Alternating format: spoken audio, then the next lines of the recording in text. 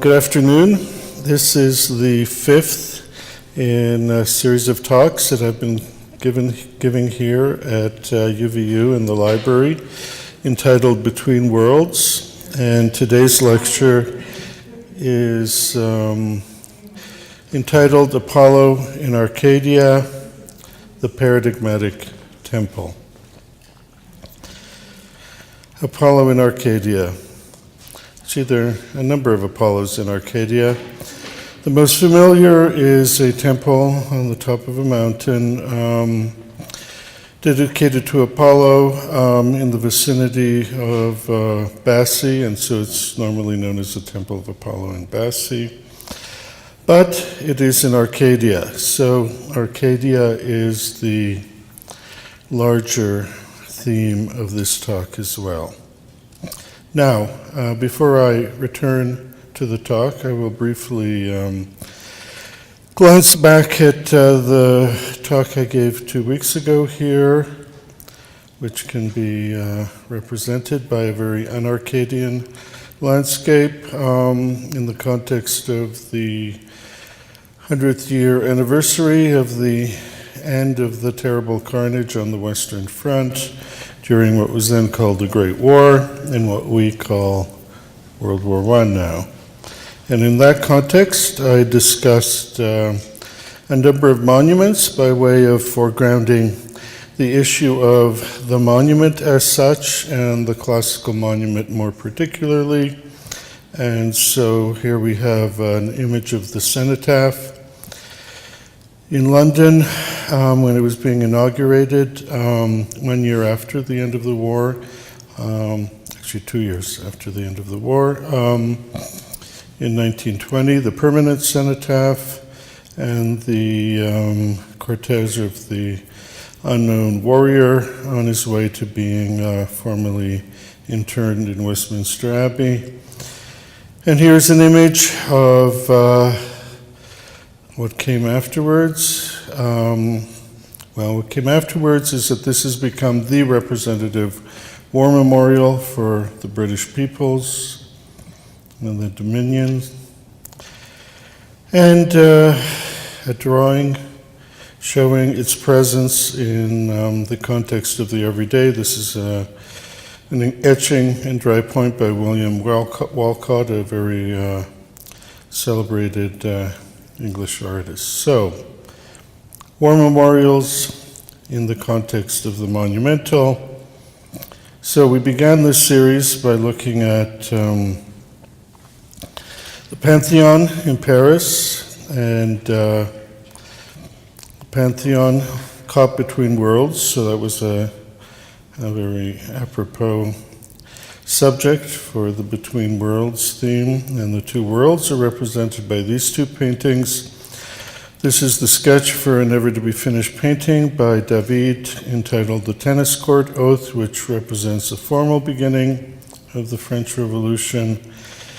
And here we have the original dedicatee of that building, Saint Geneviève, in a lovely painting from the middle of the 18th century.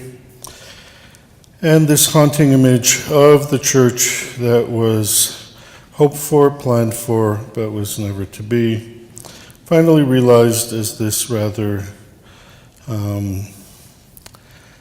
conflicted monument. And in closing, I made the point that even though in terms of content, the monument is conflicted, nonetheless it falls entirely within the horizon of the classical, which gives it a curious and rather mesmerizing coherence in spite of the different trajectories of its stories. So, having started there, we went back to the very beginnings.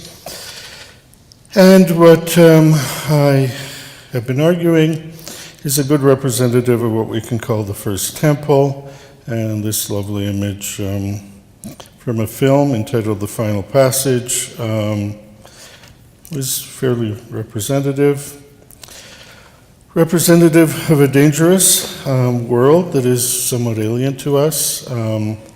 but it's worthwhile remembering that it was in the context of this world that human beings, about 40,000 years ago,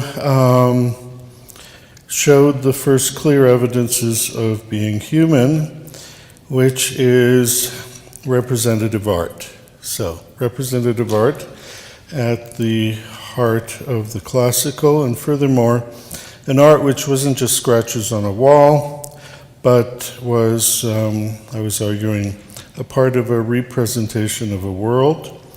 What world? The world of the last ice age, and it bears reminding that in terms of the history of the planet, for the last 2.5 million years, the planet has been in the condition of a recurring ice age. How do you know that we're in an ice age?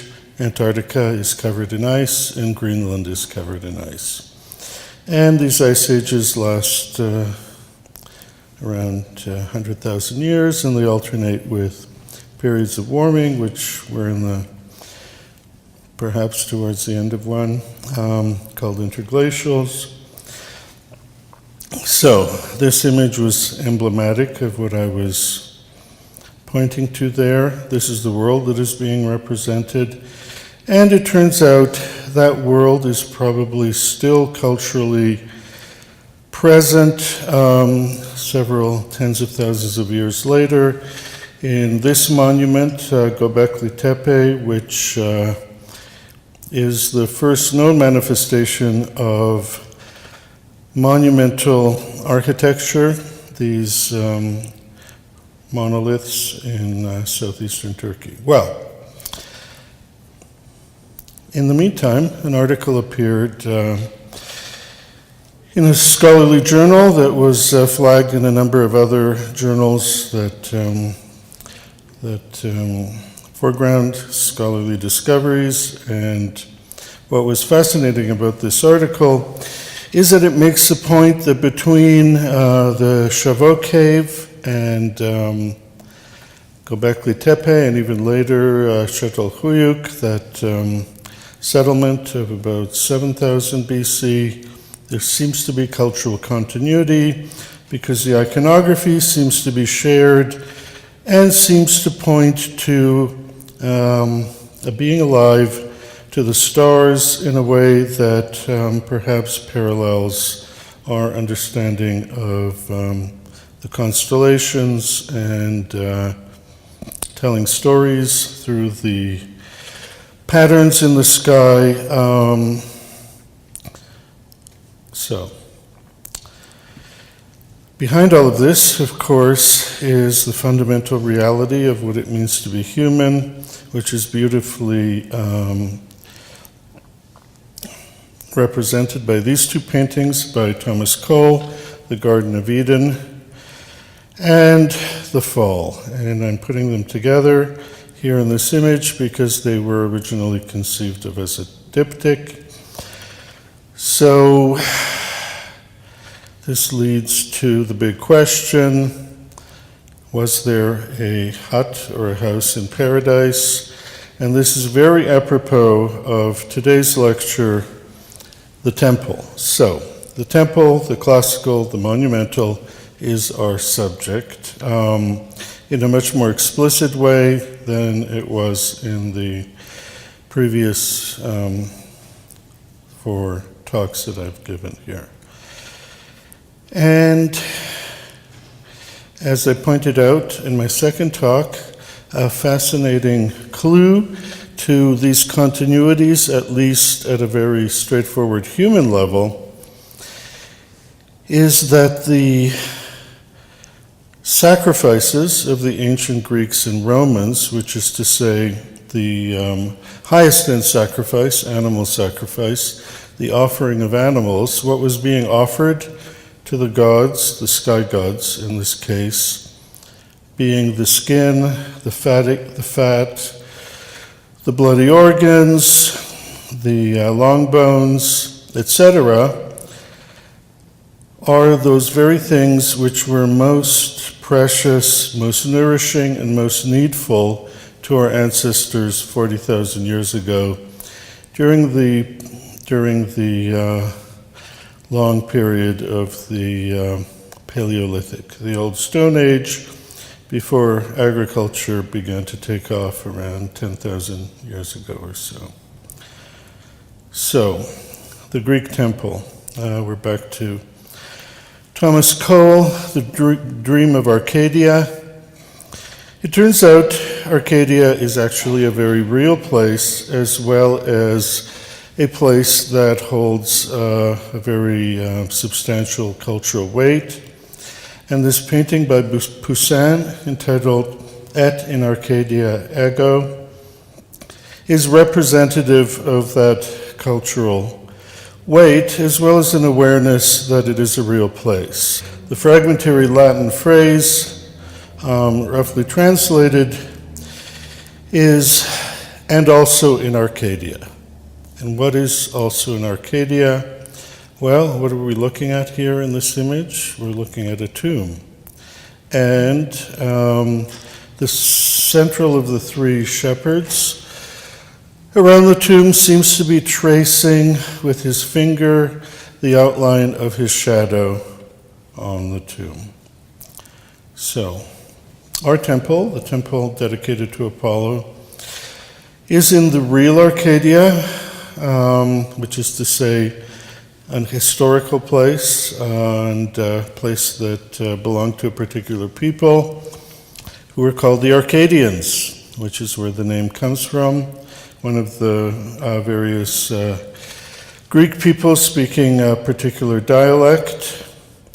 And this is probably their most celebrated monument, although they have their own very substantial history.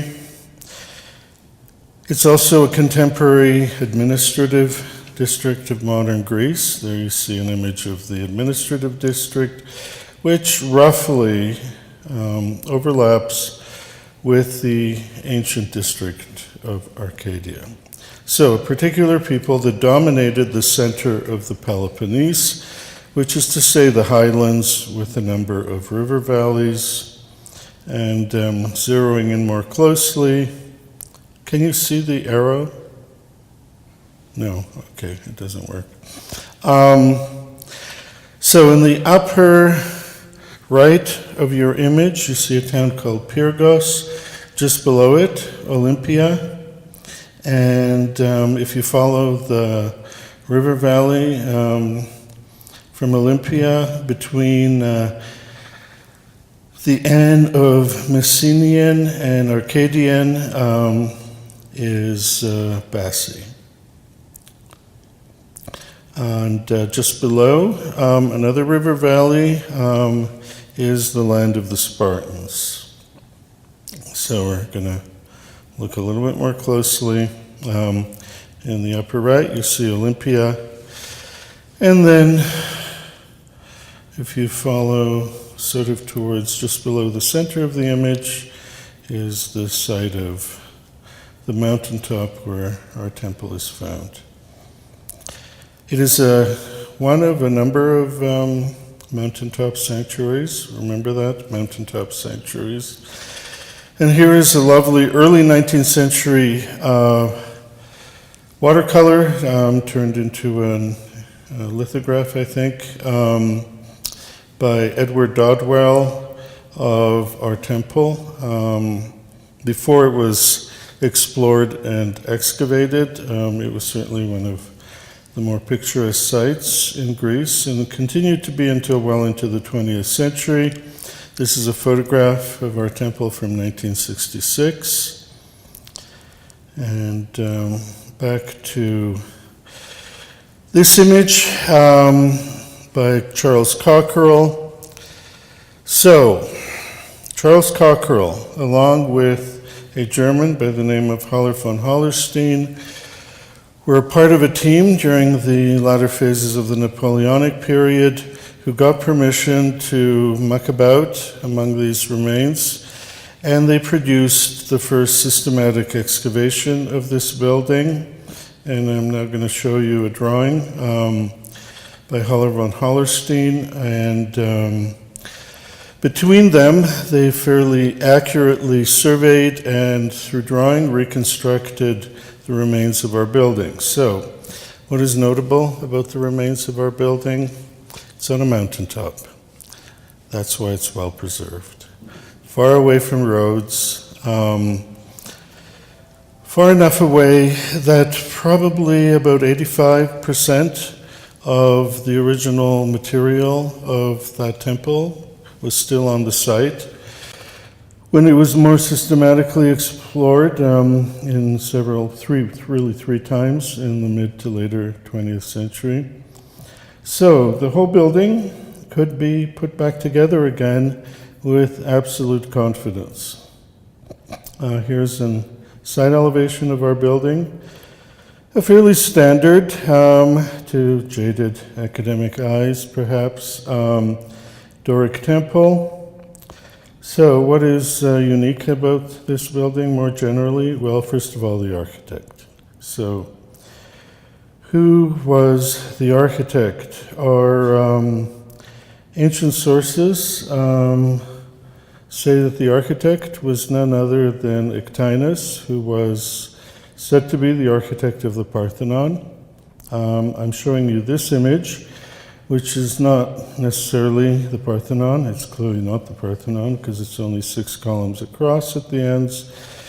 It is representative of the refinements that were typical of any standard Doric temple from the point where those refinements were essentially first realized together as a set in the middle of the 6th century until basically the Dorics stopped being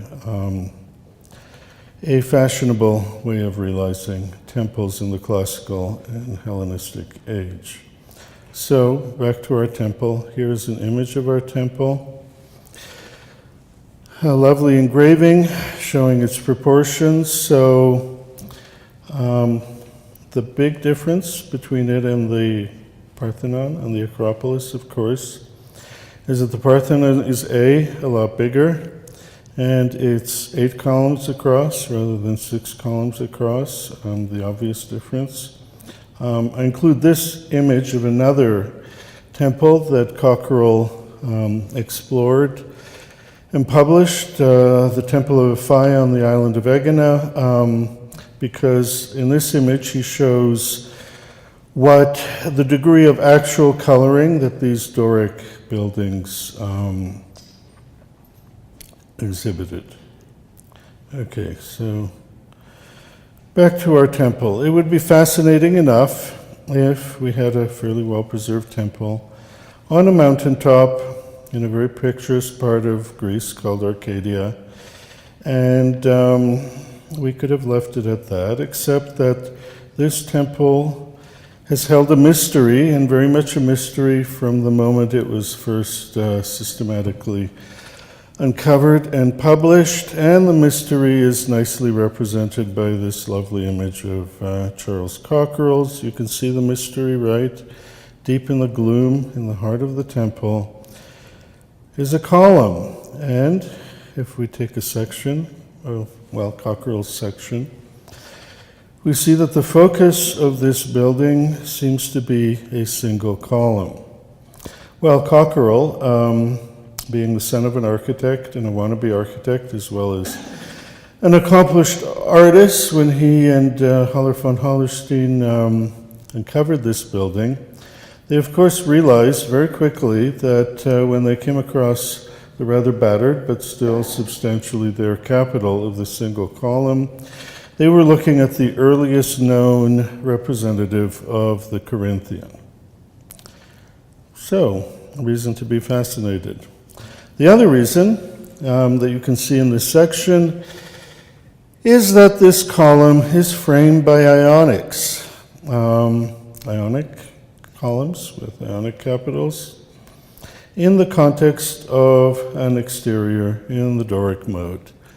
So this is the first time we see the 3 central, what the Renaissance would later call the orders, the Doric, the Ionic, and the Corinthian realized as a deliberate set. And as I said, that would be reason enough for it to rise to the top. So let's briefly look at our Corinthian. It's not literally the more familiar Corinthian. You could call it Proto-Corinthian. And I'll have a little bit to say about the Corinthian a little bit later. But here we have this capital associated with the building designed by one of the architects from the Acropolis, the great Periclean project, which gave us that very familiar monument, which still dominates the heart of Athens and dominates our art historical knowledge of the classical. Here is Cockerel's section. So what you see here is that the entablature that is being supported by both this single Corinthian column and the engaged to the wall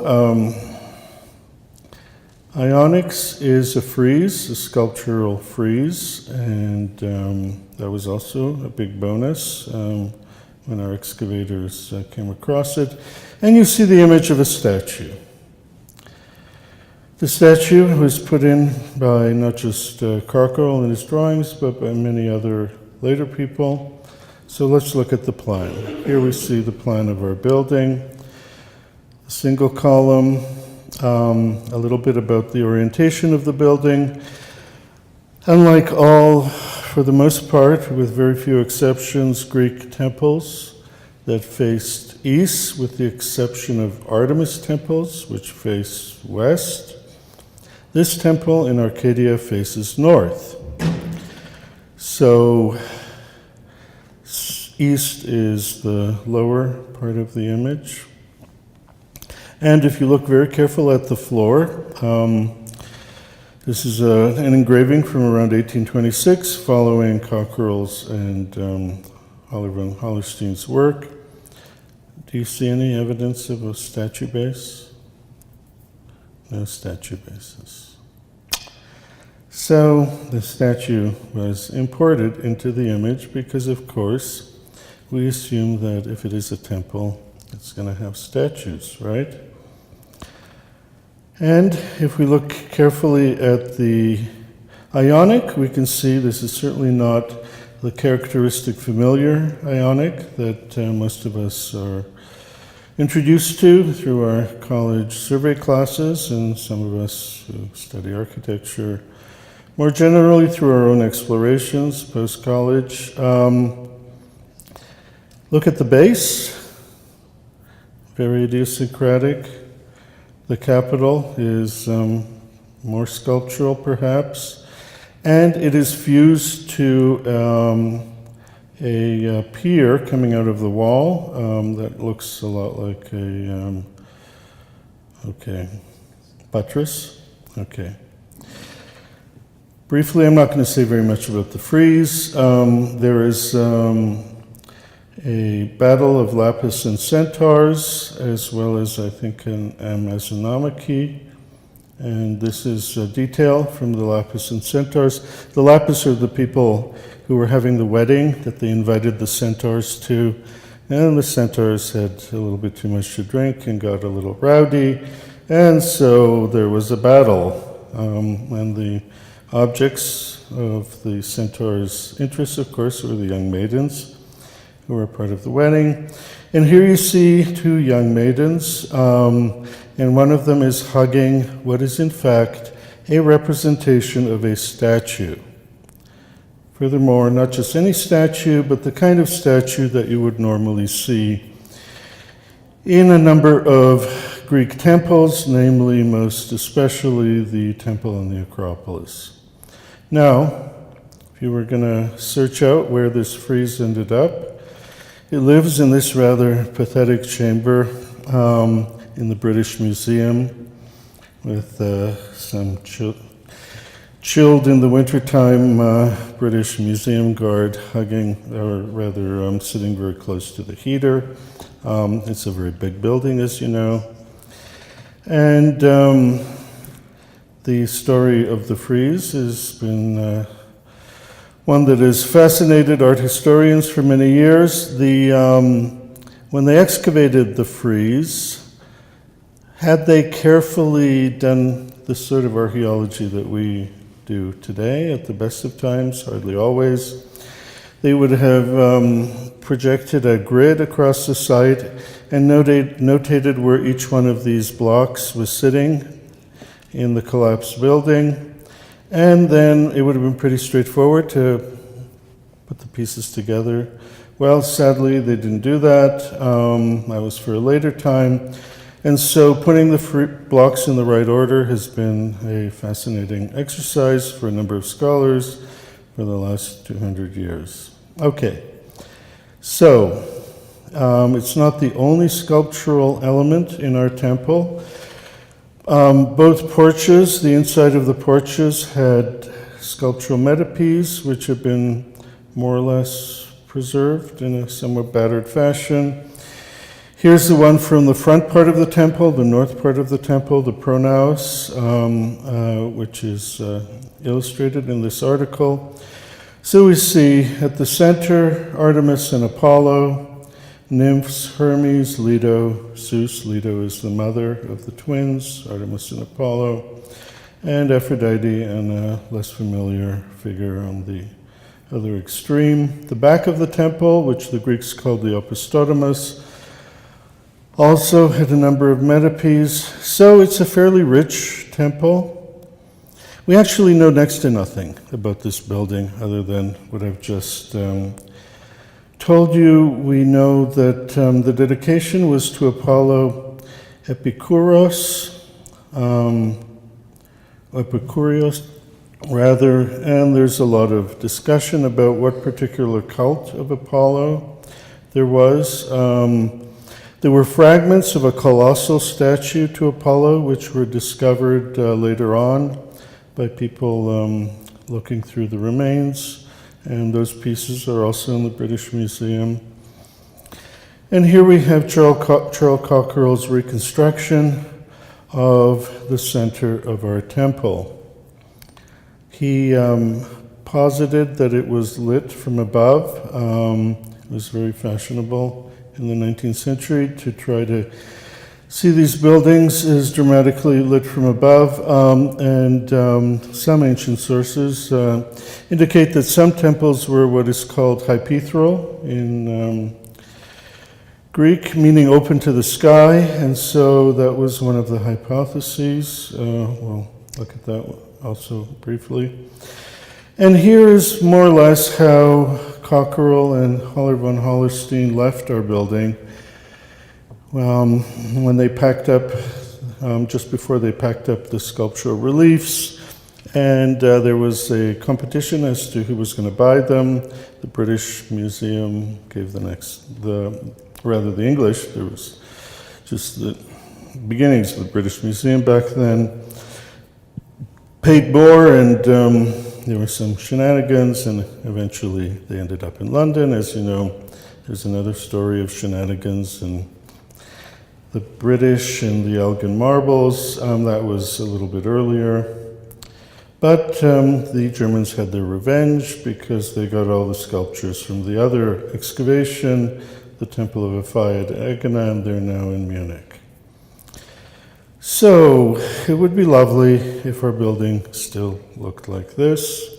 It would have been lovelier had the archaeologists and scholars been paid attention to, and that our not too shattered Humpty Dumpty was put back together again. There was a project for this in the 1970s and 80s, and an American scholar by the name of Cooper proposed it. And so I forget which university he was associated with, but so they laid out the bits and pieces that weren't integral to the standing parts of the temple in the surrounding fields, and this is what you see. There were some representative elements brought together to show how we might do all this more properly. So, glancing at this, what kind of stone is this? Is it marble? No, clearly not marble. It is a local, of course it has to be local, limestone. Why does it have to be local? Well, in Athens, The buildings on the Acropolis are for the most part made of Pentelic marble. You have Pentelic marble quarries about 30 miles north of the Acropolis. More than 2/3, let's say close to 3/4 of the expense of building those buildings was dragging those stones to the site. So, most temples in the Greek world are made from local stones. Here's some images of some of these shattered stones and the current form of our temple. Anybody here has visited the Temple of Apollo at Bassi? Well, you've missed the picturesque images of Apollo in Arcadia. So, in the 1980s, this idea to help to contribute to the preservation of this building, some brilliant and ambitious people got the commission to build a huge tent over our temple. So here are two images, or three images of the tent. Here you see it from the entrance. There's the flanking view of our temple, and here you see it from one of the two ends. I think the northern one. So, and now I'm going to show you some images from the interior. It's rather sad, given the lovely photographs and drawings I've just shown you. Of course, the tent is going to get really dusty, right, on the top, and dirty, and it's not going to be quite so charming on the inside. And to their idea of stabilizing these columns was to put this necking around them to keep them in place. It is Greece, after all. There are plenty of earthquakes. It gets worse. This was a disastrous idea. This was a disastrous idea that they should have realized very quickly and immediately taken the temple, or rather uncovered the temple and taken the tent down and left it as it was. Okay, so any guesses to why this was such a catastrophic idea? Yes? Changing the humidity? Yes, the humidity. So, covering this building means you have raised the humidity. Are you heating this building? Do you have any air control, control of the HVAC, etc.? Of course not. And you're on a mountaintop. And you know what happens on mountaintops, even when it's not winter, but especially in winter, you go through the freezing thawing cycle. And so the stones for the last few decades have aged more than they did in the previous 2,000 plus years. So that's why you see the wood around the fluting to keep things together. A charming picture of the inside of the building with the young visitor.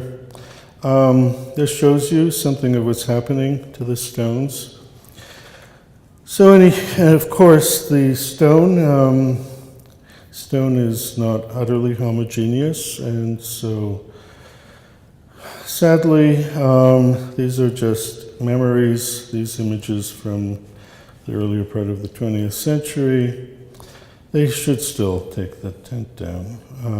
So let's look at more generally at the site.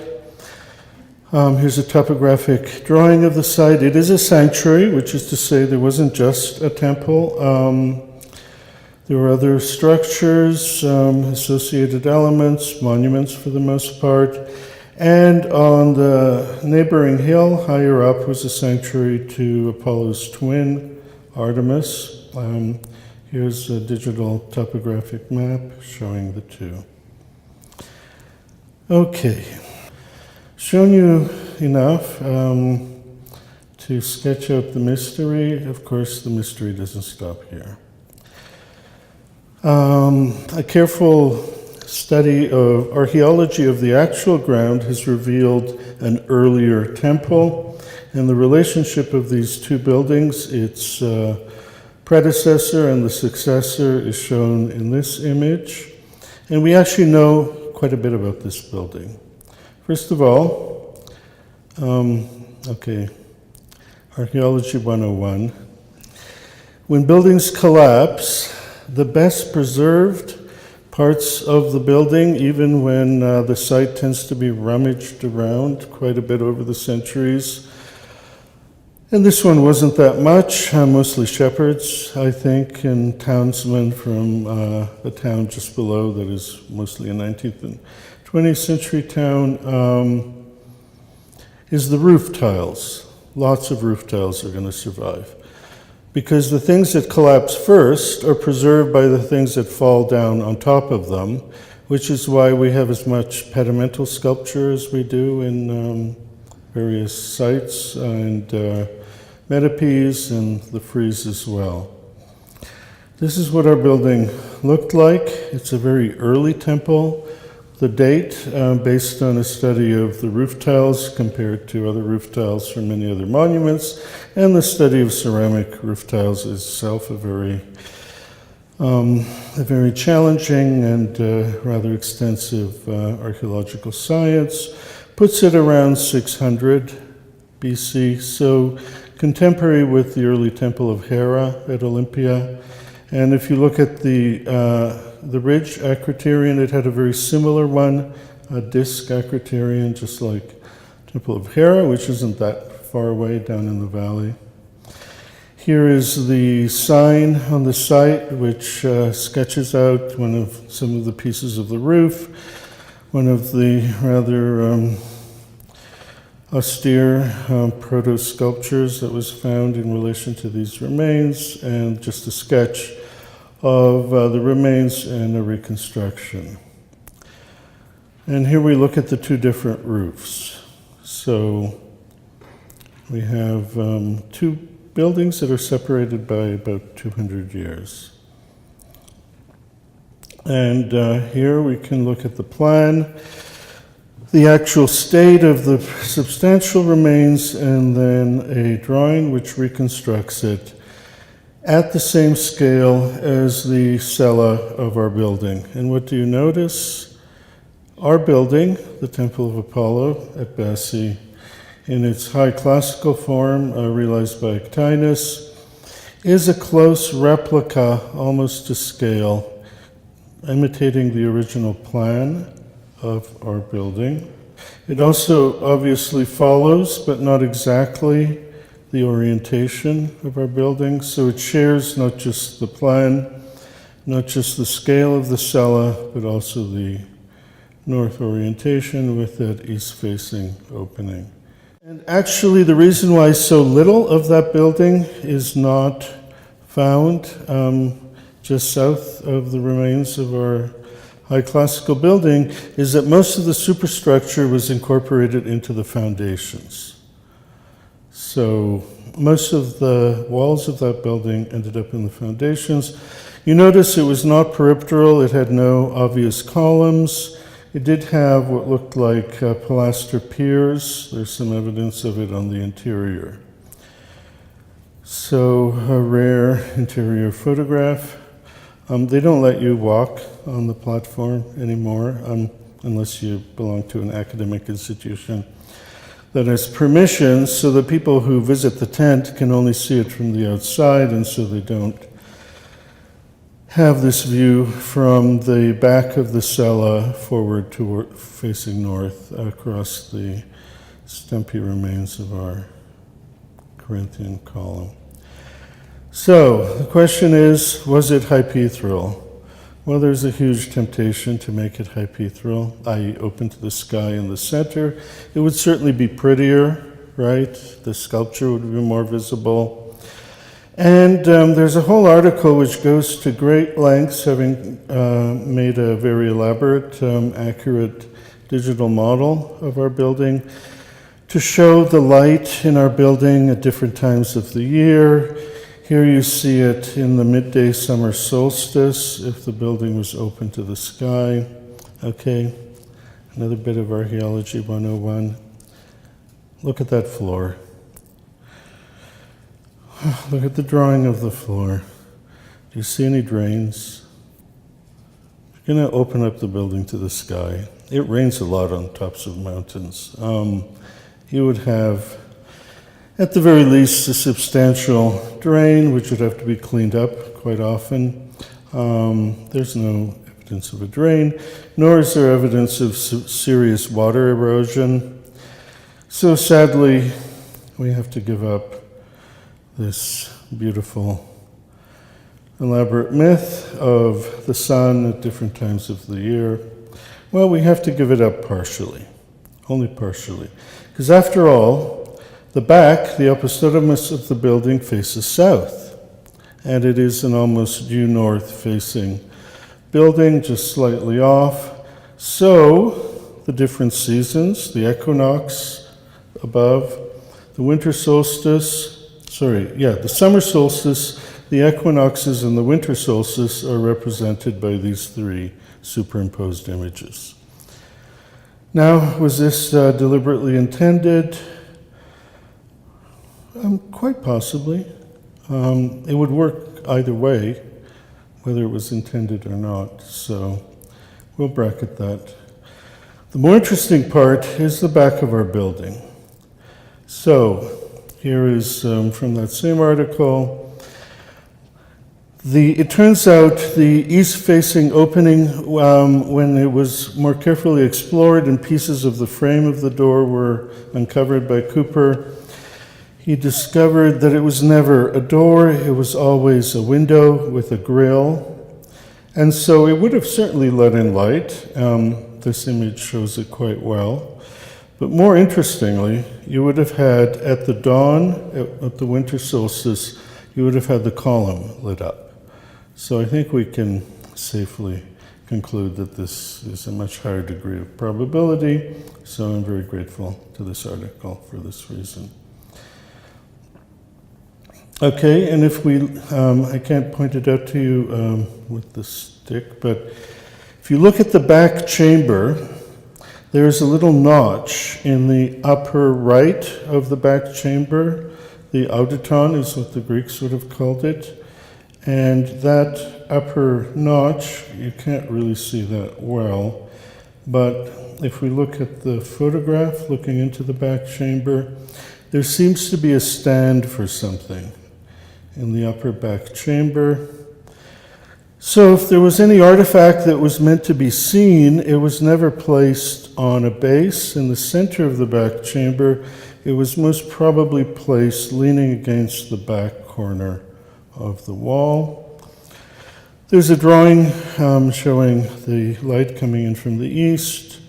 So, yes, if you looked into the building from the north when the doors were open, the center of the cella would certainly be gloomy and dark, but you would have seen the columns silhouetted against the backlit back wall pretty much most times of the earlier part of the day. Obviously, afternoon and in the evening, that wouldn't be the case. So, in other words, the column is dramatically seen as a silhouette. Obviously, it's important. Let's look briefly at the Capitol. The bell of the Capitol was painted, which is where the evidence of the flames are. It has a very baby Corinthian, no, it's not a baby Corinthian. Baby acanthus sprouting at the bottom. And to compare it to the earliest known canonical Corinthian, which is from about 40 years later, from the Tholos at Epidaurus, you can see this is the familiar Corinthian. This is our Corinthian. So, is this the first Corinthian? No, of course not. Why do I say of course not? Because of the name Corinthian. Many of you know the story. It's recounted in Vitruvius. Vitruvius points out that of the four orders that he discusses, the Corinthian is the only one which was invented. And he says it was invented by an architect who was inspired by a basket with a bunch of acanthus growing out of it, of a poor Corinthian girl, i.e. a girl in Corinth. That is the standard story. You can unpack that story any number of ways. Just before that, he talks about the importance of telling stories as an architect, so that flags it as less than historically. We don't have to assume that it's a true story. But more fundamentally, what was Corinth most famous for in antiquity? I don't expect you to know that. Bronze. Special kind of bronze, very high-end bronze with gold, silver, and platinum alloy, which means that it was shiny bronze that looked golden. So the very high probability, based on other evidence, bronze capitals by the Romans were called not Corinthian, but Syracusan. Syracuse was a colony of Syracuse was a colony of Corinth, and after Corinth was destroyed, it was the Syracusans who had the secret to this bronze alloy, so the Romans called this kind of bronze Syracusan. So if you think of it in those terms, the reason why this type of capital was called Corinthian is in fact because it was the metal, the shiny gold metal capital. And that's why it's not shocking that one of the hypotheses as to the original capital points back to the golden ivory statue in the Parthenon on the Acropolis, and the hypothesis is that the original was the capital of the column that supported Athena's right hand with the Nike on her hand. This is a model of the golden ivory statue. She was about 48 feet tall. Here's a drawing putting her in the context of her room. There was a pool, a very shallow pool in front of it. The reason being to raise the humidity of the building, because otherwise, if you didn't keep a constant humidity, the ivory would tend to crack. So this was true both of Phidias's golden ivory statue in the Acropolis plus his golden ivory statue in the Temple of Zeus at Olympia. So that's one possibility for the origin, that it was the column inside this building. And we know a fair bit about this column because we have a 1/7 scale replica of the golden ivory statue, even though it's vanished, in a little village called Vivrakion in Attica. The statue was found buried. It's from the 2nd century AD, probably Hadrianic, and it may represent Hadrian apparently restored the interior of the cella. In other words, he took the statue apart and put it back together again. You would have to restore it after so many hundred years because the core of it was wood, and the wood would have suffered from various diseases. So this is very likely a very accurate image. And if we look carefully at the capital, we can see that the capital has 2 registers. But was it our prototype? Probably not. And this is a good image which shows what it was very likely. It was much more likely an acanthus pergamene or the Tower of the Winds type, which is very familiar to classical architects in North America, based on the fact that Stewart and Rivette restored these 2 porticos of where it really was a Tower of the Winds. You can see the winds represented in the frieze up there. So it's fair to call it the Tower of the Winds type, although it may not have been the capitals of those porticos. Less important. What's more important is the acanthus sprouting there. So where is the most clear example of the first evidence of the acanthus in a monumental architectural context? Yes, it is, with the Parthenon. And it was found in the acroteria of the Parthenon. Here's one of the restored crowning acroteria of the Parthenon with the first artistic presence of the acanthus. Well, this acanthus doesn't really look very much like actual vegetal acanthus. There's a photograph of vegetal acanthus. And here's an image of that story in Vitruvius, illustrated by somewhat idealized and stylized acanthus. So more fundamentally, this is the core of that capital. And we call it the Pergamene because lots of examples of this type were found in Asia Minor when the Germans excavated the city of Pergamon. So it's a very interesting order. So certainly in our building, the Parthenon, you had a column with probably a Tower of the Winds capital. Now, not everybody likes this column. So if you go to Nashville and you look at the replica of our statue made by a local sculptor, he took the column out. To make it work, he had to actually change the posture of the statue because her arm has to now come straight out of her torso. If you look at our Vavrakian statuette, the arm hangs free.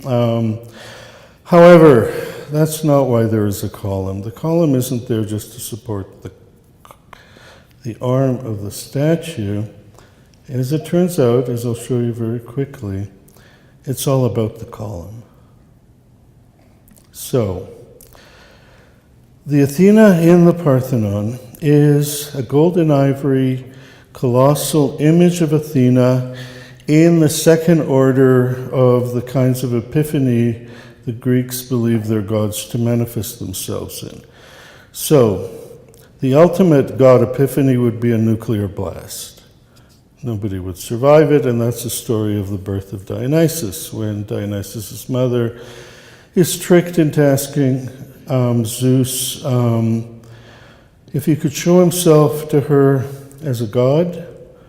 When he does, she's obliterated, but the fetus survives because it's a god fetus. And so the second order of divine epiphanies that are actually human beings can survive is when the god appears as this on the edge of perception colossal image, and the gold and ivory image is a way of representing it. There was a column on the Acropolis, a sacred column. It wasn't in the Parthenon, it was in the neighboring building. And there's an architect associated with the interior of that building, and the architect is a sculptor as well, Callimachus, and he was famous for his bronze work. And he is said to have fashioned a perpetual flame with a palm tree, a bronze palm tree above the flame as a kind of chimney. And this is possibly our one surviving representation of that bronze artifact inside the Erechtheion. It's a cast that's found in the Ashmolean Museum in Oxford. I don't know where the original is. So, it was this building, which we call the Erechtheion, which had that bronze chimney with the oil lamp at the base, and it's said that they only had to change the oil once a year, whether that's true or not. It was meant to be perpetually burning. This is the east face of our building with the two celebrated porticos. And I put this image of Athena to emphasize we should be careful about how we name things and whether their names are connected to real things. The building was not called the Erechtheion in Antiquity. It was simply called the building in which is the ancient image. Literally, that was its official name. The building in which is the ancient image. And what was the ancient image? It was a maybe 3-foot tall cylinder of olive wood. And its short form for the temple, which is the building, which is the ancient image, it's a rather long form, is simply the temple of the city goddess or the temple of Athena Polius. Here is a fairly accurate reconstruction with only a few missing elements of our so-called Erechtheion, the Temple of Athena Polius. It's a two-part temple.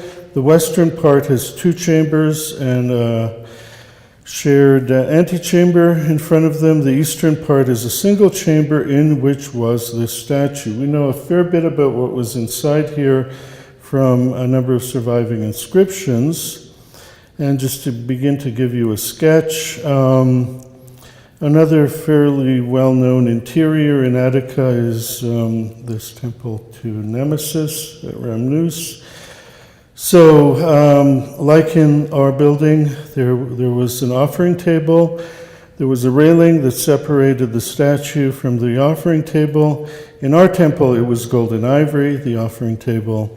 There was a statue.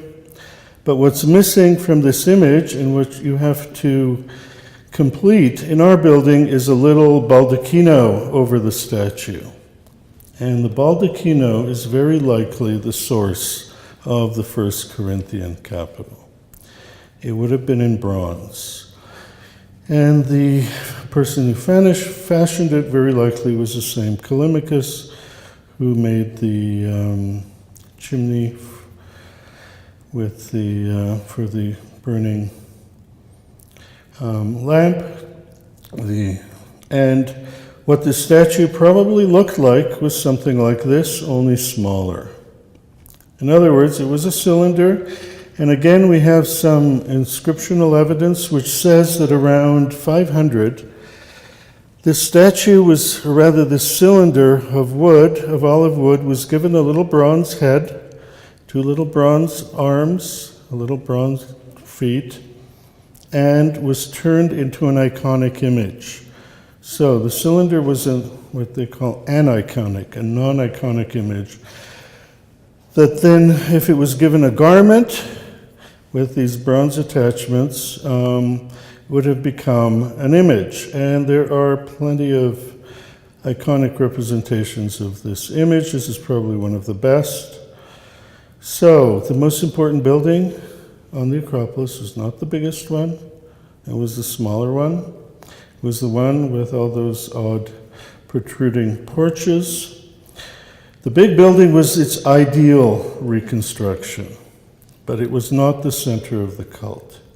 So the colossal golden ivory statue of Athena was in fact an epiphany of Athena, a represented epiphany of Athena next to her sacred artifact, which we are told was a gift to the Athenians that fell from heaven and that the Athenians held as a token of Athena's perpetual presence among them. That's actually what the golden ivory statue is an image of. Now, should we be that surprised? Well, if we pay attention, maybe not. The most famous surviving image from the Bronze Age is this one over the principal gate to Mycenae, and it is two lions framing a column. This column is not a piece of architecture. It is a column supporting a table. It is a column with a capital and a base, and being a Bronze Age column, i.e. belonging to the category of columns that are known from the Mediterranean or from the Aegean Bronze Age, it's narrower at the base and it gets wider as you go up to the capital. These columns were typical of both the columns from Crete and also from their succeeding rulers, the Mycenaeans, who are the original Greeks. So, what is this an aniconic image of? Well, we have a clay ceiling with the imprint of a seal, which shows us exactly what this is an aniconic image of. This is the iconic image. You have two lions framing the epiphany of a goddess on top of a mountain. And you have a rather large divine worshipper. In the Bronze Age, in the Mycenaean and Minoan world, the gesture of worship was this. And there are plenty of examples of that. There are lots of ceilings which show similar images. Here you see another one, rather than lions, griffins, a sacred epiphany between two griffins, a double-axe sword above, and some horns framing the sword. So, what were these columns? Well, this gold seal ring, through which you would make seals, shows it very clearly. At the far right of the image, you see a seated figure holding a cup, some kind of divinity. Behind her is a bird epiphany. You have these curious creatures approaching her, and in front of her is a column. And you see the forward creature leaving an offering on that column. So, if you want to have an idea about the scale of our column, this is from a famous cup showing a column with a flame on it. And to see the whole ensemble together, here we have a shrine. There's a sacred tree behind the shrine, or above, hovering above it. So within the shrine, you have a column in the shrine. It's an offering table. There is a divine epiphany happening between the worshiper and the shrine, and you have a male god with the staff of gesture of power hovering above. So, the ancient Minoans and Mycenaeans apparently did not have statues of their gods as such. At the heart of their shrines, they had a place to make an offering. And so the table on which you left an offering, the small table supported by a column, becomes a place of epiphany. And that is at the heart of our column. So, of course, I'm suggesting, more than suggesting, inside the temple, in that corner, at the top of the mountain in Arcadia, was a column, and it had a capital. These offering tables are fairly well known, actually, in the business, so to speak. They have capitals. Here's an example of one of them.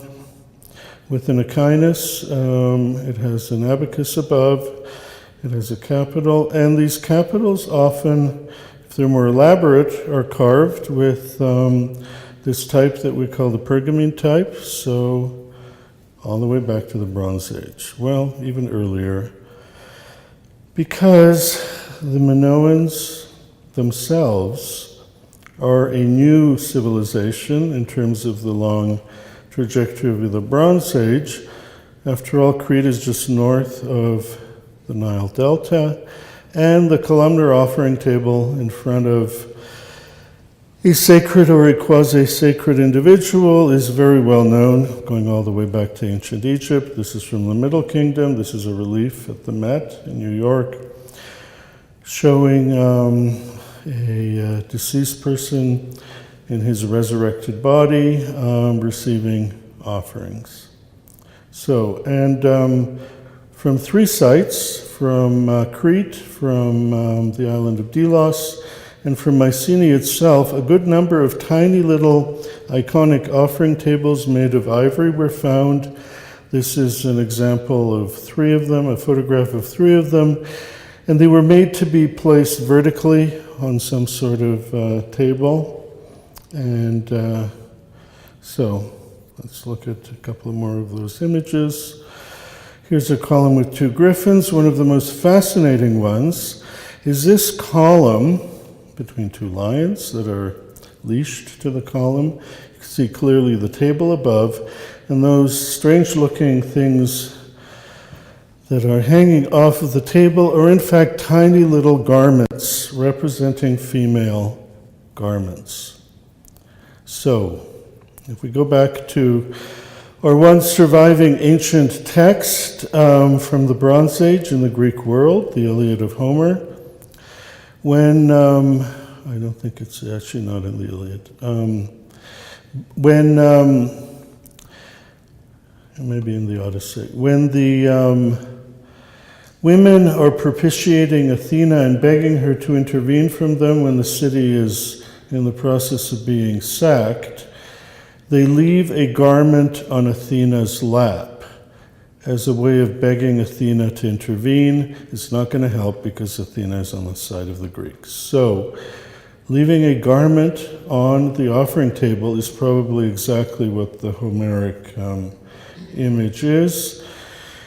Here's another ceiling, an iconic image where you see the column behind the divinity, and even more supercharged. You have an animal that is being offered, a bovine, with a column in front of the animal. So the column, in becoming iconic of the place of offering, stands for the divinity, and this is a different kind of ceiling. It's a cylinder seal where you see a divinity appearing between columns. So, what these columns are literally surviving offering tables, columnar offering tables, which have managed to, certainly the one on the Acropolis, the one for Apollo at Amyclae, we know of about 3 or 4 others. The Spartans had one, I just said the Spartan one. Apollo at Bassae was a surviving Bronze Age column, was in quotation marks. Athena on the Acropolis, another Bronze Age offering table, columnar offering table. Hera at Samos, another columnar offering table. Artemis at Ephesus, another one. And Apollo at Amyclae, just south of Sparta. Those are the ones that seem to be very well attested. When you see them as paintings, such as this fragment of a painting from Pompeii showing a scene from the Iliad, I think that's Cassandra about to be taken into captivity. She's holding on to the column in the form that it would have looked like in the High Classical period once it got an iconic form. Here's another version of the same scene. We have coins, and here we see Athena represented in one of the Panathenaic vases. Here's a coin of Alexander the Great. And the most famous one, bizarre to be sure, but famous, is Artemis from Ephesus. Here's an image of Artemis from Ephesus. So she was clothed, and on her clothing, on her garment, were stitched all the different types of offerings that she got. In the Renaissance, those upper, they look like balloons, were interpreted, of course, as you know, as mammary glands, and in fact, they were bags of gold. That's what they represented. All the different kinds of offerings. Here's a coin of the Artemis at Ephesus.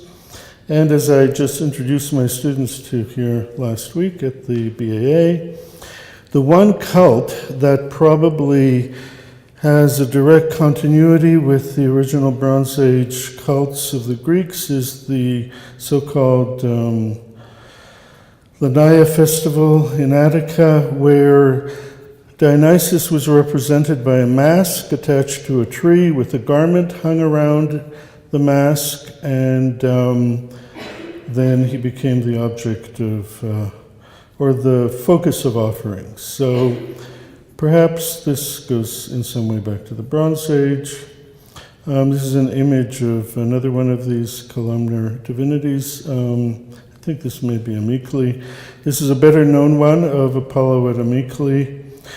And in the 6th century, the Spartans, who before they became known as the warrior Spartans that we know them, indulged in monumental sculpture, and on this hill they built a 50-foot tall cylinder on top of which was a little head and 2 little arms and a spear in one and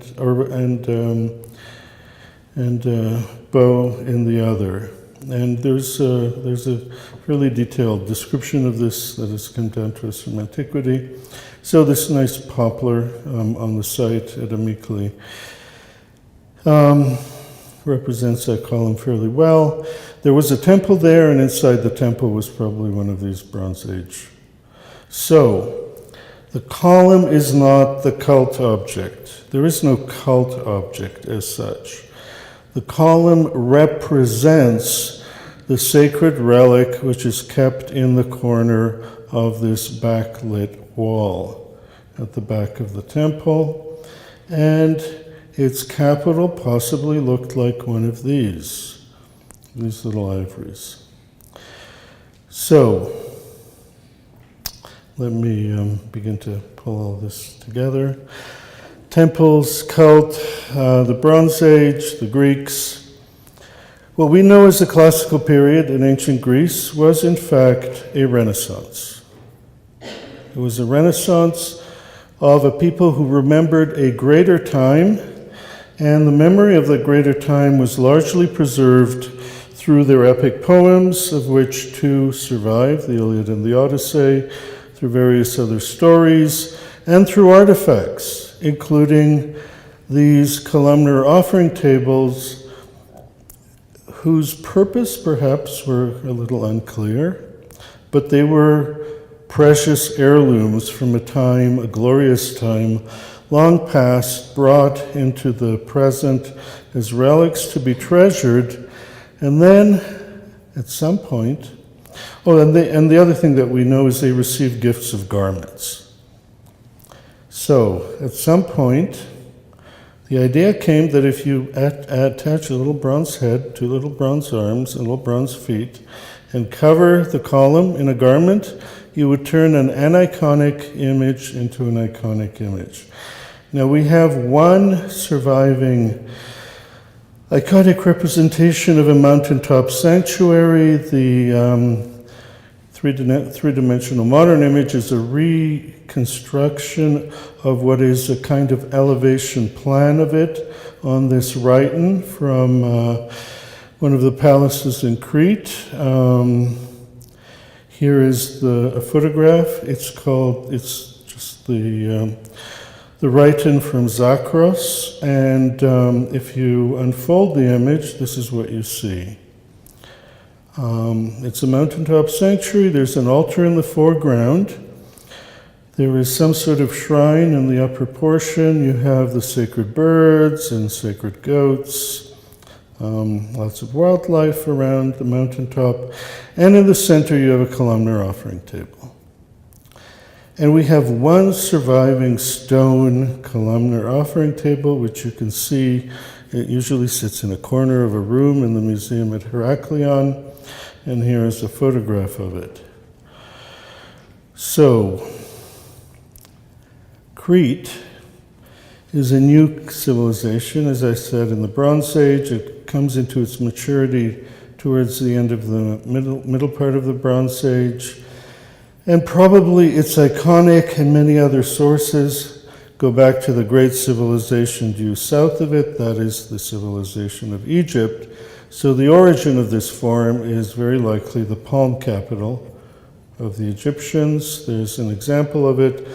The Egyptians had many other types of capital, but it's one of the most venerable and oldest. There's an engraving. So it's this capital and this capital type which survives the vicissitudes of many centuries, so that in the late 6th century, for example, at the treasury of the so-called treasury of Massalia, Massalia, that's Marseille, the colony of Marseille, set up a treasury at Delphi, and its capitals were this Bronze Age type. So this is the proto-capital that gives birth to certainly three of the more familiar Greek forms. How does it give birth to the Doric? Well, very simple. The palm fronds get compressed, the echinus gets very large, and it supports a rather large and emphatic abacus. So there are a good number of early Doric capitals which show this form. And this form never vanishes because the necking of the high classical Doric capital type, this is the one from Olympia, is the memory of those leaves supporting the echinus. And in fact, even on the other side of the center of the Mediterranean. If you look at an early Tuscan capital, this is one from the museum in the Capitoline. In Rome, it's a painted terracotta Etruscan capital. It's the same roots. So, on the Acropolis, and we've known this actually for a long, long time, every year Athena would receive the gift of a garment. That is the central image on the surviving part of the east frieze of the Parthenon. You have two maidens bringing a garment to the priestess. The priestess, and then on the other side you have what is probably the priest receiving and unfolding a garment from the third of these maidens. They were called the Areophori, and they spend the whole year weaving this garment that was going to be Athena's gift in the Panathenaea. So this is a very old tradition whose origins clearly from this image which I showed you go all the way back to the Bronze Age. And a characteristic image of a shrine is called a tripartite shrine. Comes from one of the gold foil artifacts found at Mycenae. So 3 columns. In front of them you have these horns. Above them you have the horns. There's an altar floating above them, and you have the sacred birds.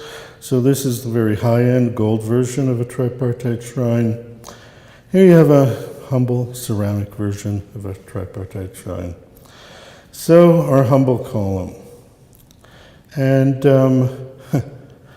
on the Acropolis, it's rather obvious what's going on, it should be. Portrait of the maidens are 6 images of the column Athena with her garment.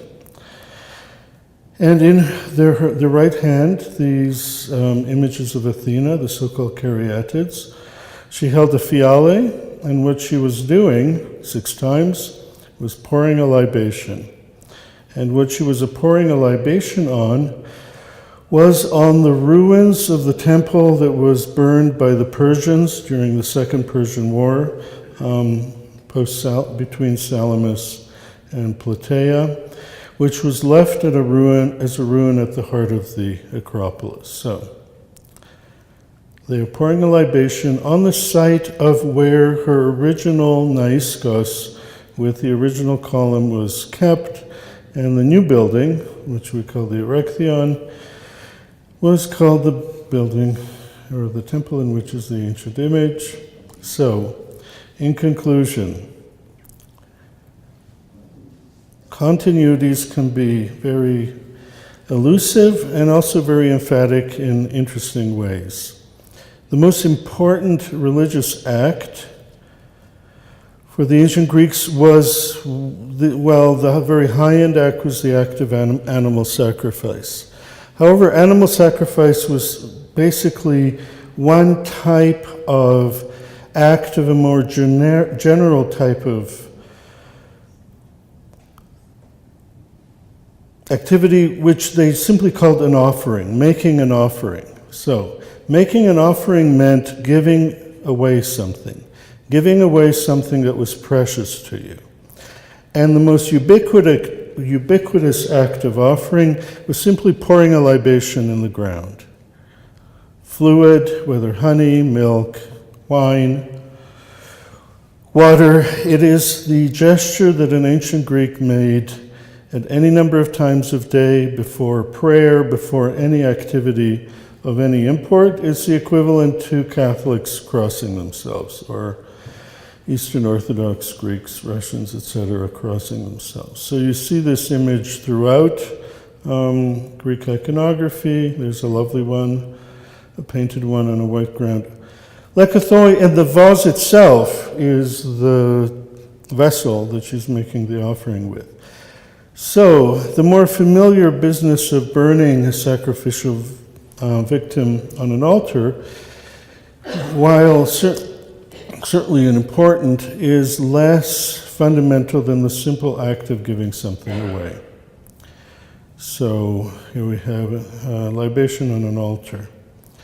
So back to our temples, buildings, etc. What was a temple? Even the altar itself, which can be very architectonic and substantial. There you have an image of an altar in front of a naiscos with two statues inside the naiscos. It's the other side of that vase, which is in the Met in New York. So we tend to think of the Greek temple as characteristic, and certainly in terms of monumental remains, they are characteristic. But how does it relate to the heart of their religion? What is a Greek temple? Is it essential to the religion? It's essential in this way. The fundamental religious obligation was, for the ancient Greeks, they called it the law of 10%, was to give away 10%, literally, of any good that happened to you to the divinity that may be responsible for that good that happened to you. And because the Greeks also saw themselves as corporate individuals, if a city had something good happen to them, setting up something expensive in a sanctuary that consumed 10% of sacking another city would have been a challenging business. And so, in fact, temples were a way of consuming a vast amount of wealth in a beautiful way that became a permanent, hopefully permanent, more permanent witness to the good that happened. And somewhere between, probably already in the Bronze Age, making the offering beautiful was a part of the act of offering. Now, anything could have worked.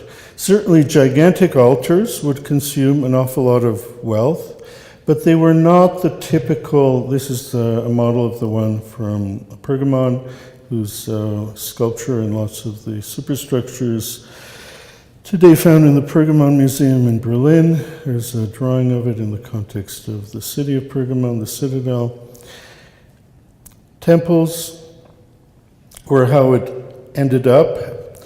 Well, because what the temple offers, literally, is a place to store other offerings and important artifacts.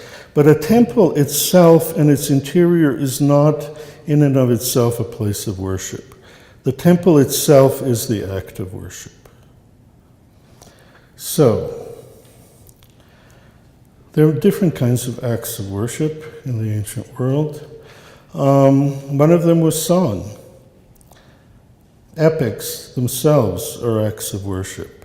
And reciting those old stories in a glorious way. This is a Bronze Age image from palace at Nestor's palace at Pylos of a bard singing, seated on a rock, and his song is flying forward from him in the form of this beautiful bird. So, the ancient Greeks, the core of their great achievement in the classical world is a recovery of a lost greatness that they still remembered. So fundamentally, this just shows those parts of the Greek world that are represented in the catalogue of ships in Homer's Iliad, and this seems to be a fairly solid thing. When that world collapsed, big portions of that world were lost to memory. In the Iliad, they remembered a war with an absurdly small little town in today's northwestern Turkey called Troy.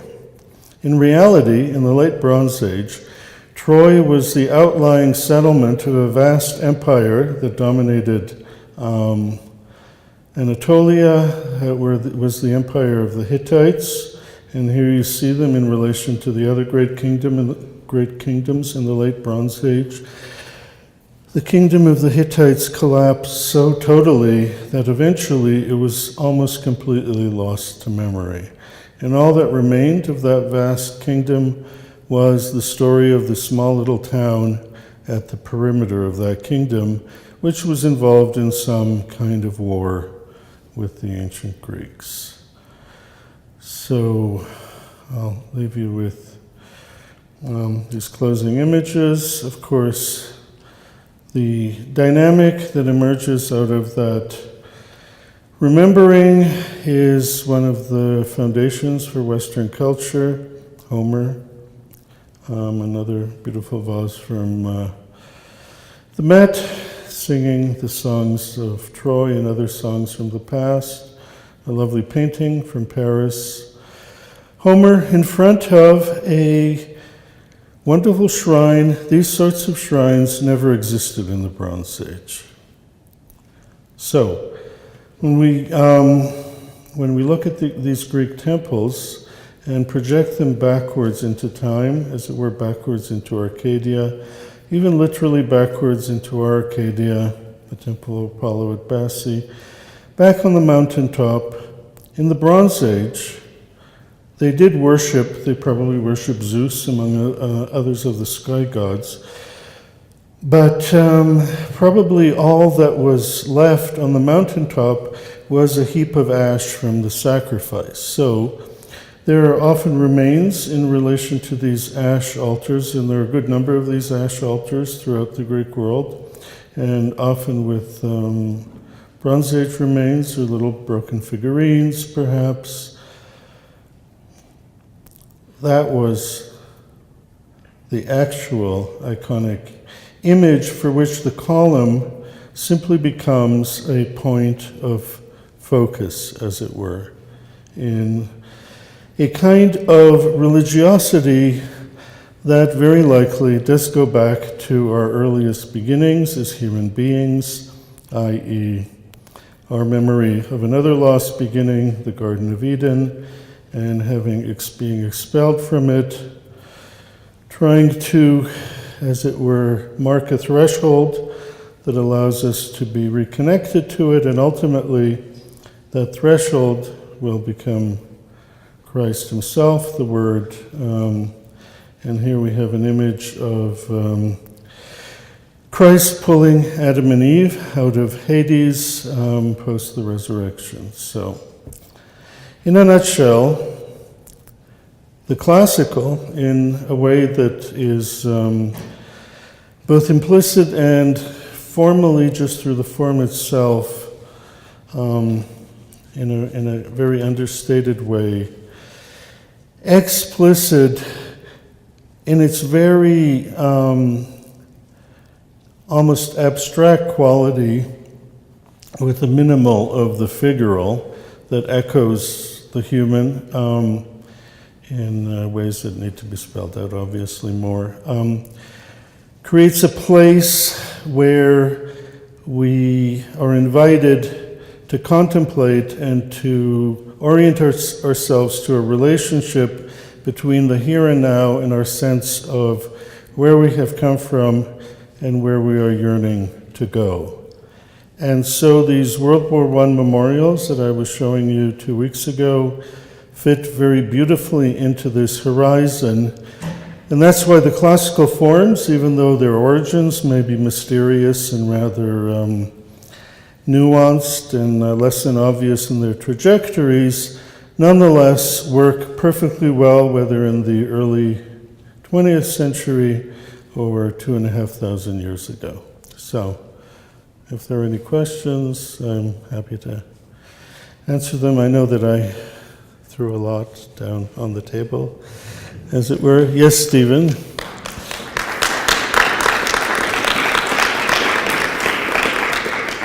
So you took us through his history to ancient Greece, to the beginnings of Greece.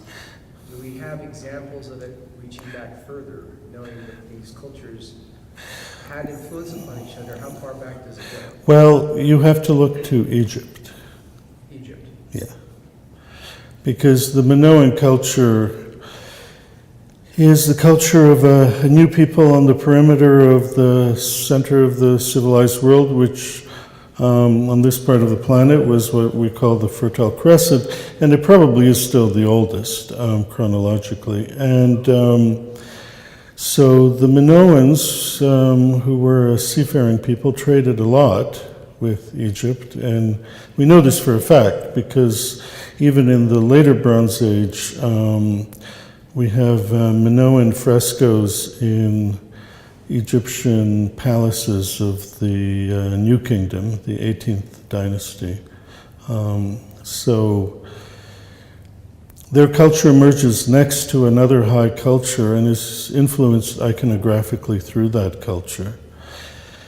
So, you have to go back to Egypt, and if you tease out the origins of Egypt, you probably will find connections going back to the early Neolithic and some sort of cultural continuity there. What they all share is an orientation towards the sky. And for the Egyptians, there, as above, so below, was the Nile. There was a Nile in the sky, the Milky Way, there was a Nile on the earth, and they imagined an underworld Nile as well. And that kind of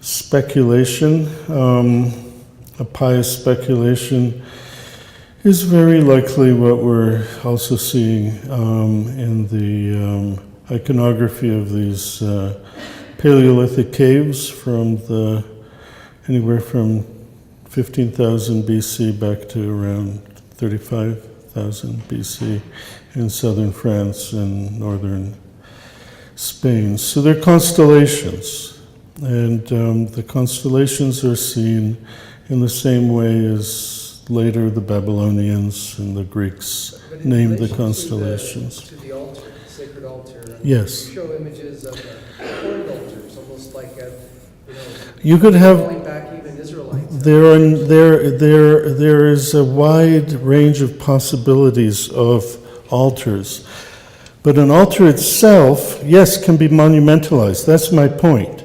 You can monumentalize the altar. You can have a whole culture where the most monumental form is the altar. Actually, you do have that in Central America. That's what those pyramids are. You can have other possibilities, but for the ancient Greeks, it seems there was a spectrum of possible ways of monumentalizing something which was itself the act of giving something precious away in a beautiful way. That is the core act of ancient Greek religion, and therefore the core of our classical. So making the giving away last through the beautiful act of giving it away. Now, all these sacrifices were accompanied by music and by overt ritual as well. But it was making it beautiful that is the heart of our classical inheritance. Yes?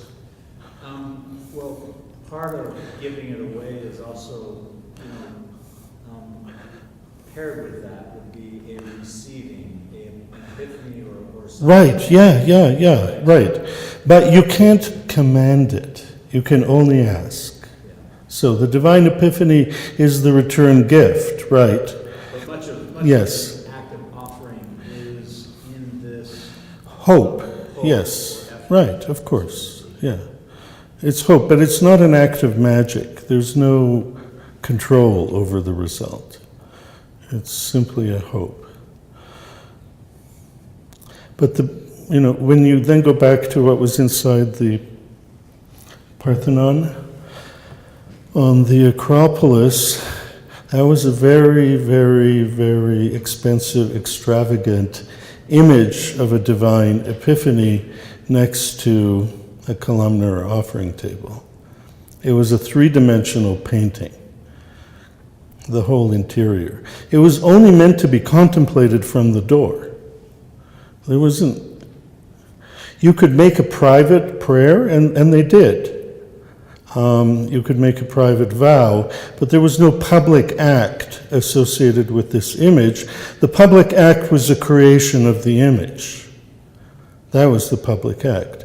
That was Athens' thank offering for the improbable surviving and ultimately becoming victorious over the Persian Empire from the Persian Wars, which lasted from before 500 BC to around 460 450 BC, so almost half a century of warfare.